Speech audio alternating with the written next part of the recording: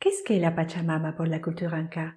Avant d'aller plus loin, si tu t'intéresses à la culture inca et les bienfaits que celle-ci peut avoir dans ta vie, nous avons en description un lien qui te donnera accès à une autre de nos vidéos dans lesquelles nous te révélons le rituel inca de plus de 2000 ans qui te permettra de manifester tous tes souhaits. Pour en savoir plus, il te suffit de cliquer sur les liens dans la description. Revenons au sujet de notre vidéo. Pachamama est un mot du Quechua qui est l'une des langues des Incas. Pacha signifie terre, nature et mama signifie mère. Cela est traduit par terre-mère. Elle est à la fois du genre masculin et féminin.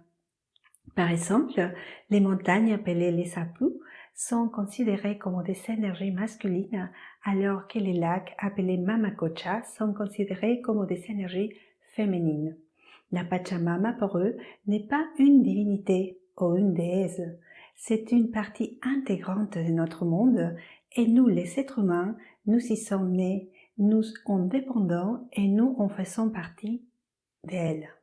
La Pachamama, notre terre-mère, accueille, nourrit, protège et soutient tous les êtres vivants, humains, animaux, plantes, minéraux, entre autres. Actuellement, les autres lignées Inca et d'autres familles dans les Andes, comme les Quero et les Turpo, continuent d'organiser des cérémonies pour se purifier, communiquer et échanger avec la Pachamama à travers des invocations et hommages spécifiquement adressés à elle, à travers certains tissus, formules, chants et d'autres actes qui alimentent, façonnent et donnent forme à une dynamique de rituels complexes.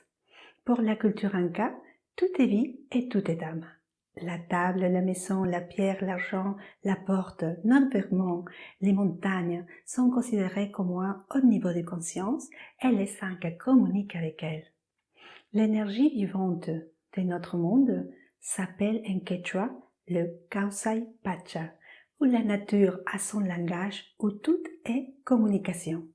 Dès l'apparition d'un colibri, qui est un message, à la feuille tombant en passant par les symboles qui s'expriment par les tremblements de terre, les rochers, les oiseaux, les tonnerres, l'arc-en-ciel. Ce n'est pas un langage de la raison, mais un langage de cœur.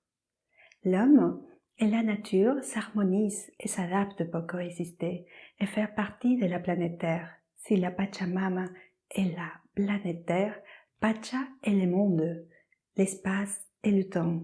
C'est le cosmos, synthèse de la matière et de l'énergie en mouvement constante, qui donne naissance aux quatre Pachas, qui sont les deux faces d'une même pièce, indestructibles, inséparables et entrelacées entre eux. Il correspond au Urupacha, qui est à l'intérieur de la Terre, au Kaipacha, qui est le monde où nous vivons, au Hanampacha, qui est le Soleil, la Lune, les étoiles, les cosmos, entre autres, et au Hawapacha, qui sont les énergies que nous ne voyons pas, que nous ne pouvons pas désigner comme l'espace quantique. Ces quatre mondes ne sont pas des concepts comme l'enfer, le paradis, le purgatoire.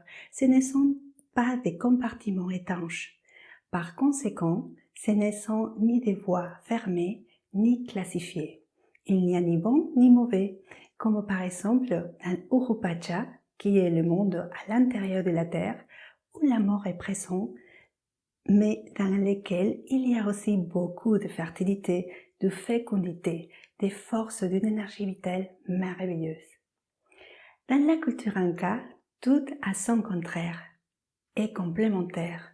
C'est ainsi que Kaipacha, qui est le monde dans lequel nous vivons, son opposé est Urupacha, qui est le monde à l'intérieur de la Terre.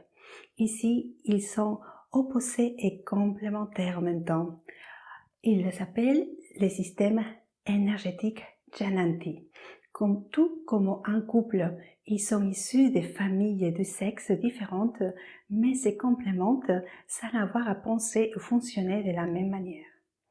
Hanampacha, qui est le soleil, les cosmos, la lune, les étoiles, entre autres, a pour opposé Hawapacha, qui correspond aux énergies que nous ne voyons pas, les énergies quantiques. Ici, ils sont égaux et complémentaires et on l'appelle système Masinti. qui peut aussi être du même sexe, genre ou action, comme par exemple un homme et une femme qui sont la même profession, médecin, et qui n'ont pas le même sexe, mais qui agissent et appartiennent à un même groupe de professionnels. Pour les 5 cas, l'univers a toujours existé et n'a ni commencement ni fin, et il est en constante transformation grâce à ces forces d'opposition qui ne sont pas antagonistes mais complémentaires. L'évolution de la Pacha, les mondes, va du plus simple au plus complexe, sans pause ni recul, et avance en spirale. Le temps est circulaire, un mouvement constant qui conduit à des tissus plus évolués. Toute la tradition andine n'est pas d'apprendre, mais de se rappeler, de se réveiller et de donner plus de pouvoir à nos capacités naturelles illimitées. Dans la culture inca, la communication avec la Pachamama, la terre-mère, est très importante, car elle peut nous offrir tout ce dont nous avons besoin.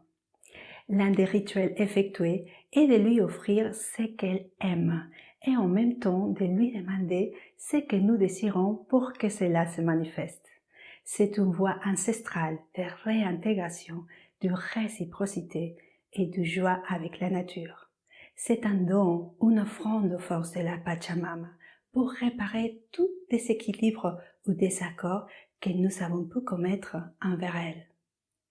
Aux forces majeures de la Pachamama, nous demandons ce que nous souhaitons et en gratitude, nous lui faisons un cadeau à partir de notre cœur et de notre amour. Il existe plusieurs types d'offrandes qui sont des cadeaux symboliques et qui parlent à un inconscient collectif plus grand que la Pachamama.